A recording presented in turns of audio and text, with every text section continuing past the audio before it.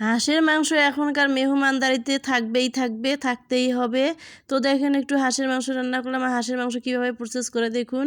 হলুদ একটু দিয়ে ভালো করে হলুদের গায়ে ভালো করে ধুয়ে নিয়েছি। হলুদ মেখে এখন হাঁসটা আমি ভালো করে হলুদ মেখে দেখুন সুন্দর মতো হলুদ মেখে এখন পুড়িয়ে নিব। আর হলুদ মেখে পুড়িয়ে নিলেই দেখেন কত সুন্দর হয়েছে। হলুদ মেখে পুড়িয়ে নিলে হয় কি হাঁসের মাংসটা কালারটা খুব সুন্দর হয়। দেখুন ধুয়ে মুছে সুন্দর মতো আমি কুটে বেছে রেখে নিয়েছি। দেখেন কত সুন্দর হয়েছে চামড়াটা। তো এরকম কালার থাকলে আর সুন্দর দেখতে হয়। আর দেখেন আমি এগুলো চিংড়ি মাছ নিয়ে এসেছি। আর চিংড়ি মাছটার পেটে দেখেন কত সুন্দর ডিম। আর এই মাছগুলো একদম ফ্রেশ টাটকা নদীর মাছ, খুবই টাটকা মাছগুলো। তো এখন এগুলি সব আমার এক মেহমানের বাসা যাবে। তো আজকে যা যা রান্না করতেছি সব আমার গেস্টের বাসা যাবে, কারণ ওনারা আমার ঝাল হাঁসের মাংস আমার হাতের রান্না খেতে চাইছিল। তো আমি আজকে এগুলি সব পাঠিয়ে দিব। তো দেখেন একটু রান্না করলাম, রান্না করা শেষ। এখন আমি এগুলো প্যাক করব। তো কি রান্না করলাম সবগুলো প্যাক করব, একটু দেখতে থাকুন। তো এখন হাঁসের মাংসটা আমি দিতেছি, রান বেছে দিয়েছি সব কিছু। উনি আবার গিলা পছন্দ করে, গিলাও দিতেছি। তো গিলা কলিজা সবই পছন্দ করে তাই দিলাম। আর সামান্য একটু রেখে দিব, কারণ আমিও হাঁসের মাংস খাই না, আমার ছেলেও খায় না, শুধু আমার হাজব্যান্ড খায়। তার জন্য একটু রেখে দিয়ে একটা রান রেখে দিলাম। আর সব কিছুই দিয়ে দিব। তো হাঁসের মাংসটা উনি অনেক পছন্দ করে, তাই আমি এখন পাঠিয়েছি।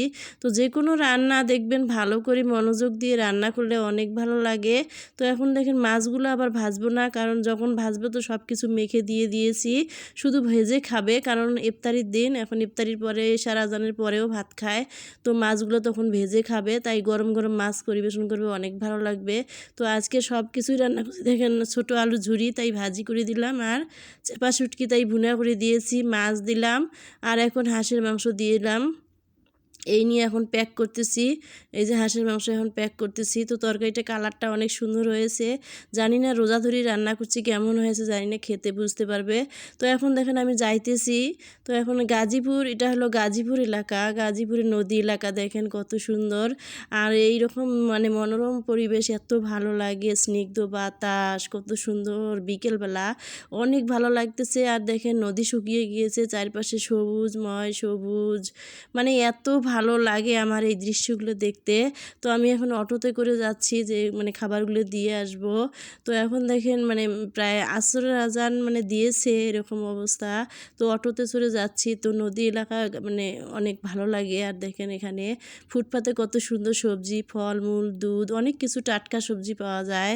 তো গাজীপুর এলাকাটা অনেক ভালো, এখানে অনেক ফলমূলের রাজত্ব। আর বিখ্যাত ধানের মধ্যে দেখেন ধানও হয়ে এসেছে, প্রায় ধানে মাখা পাকা হয়ে গেছে ধান। তো এত ভালো লাগে। তো আজকের ভিডিওটা যদি ভালো লাগে একটা লাইক করবেন, শেয়ার করবেন, ইউটিউব হলে একটা সাবস্ক্রাইব করে দেবেন। আল্লাহ হাফেজ।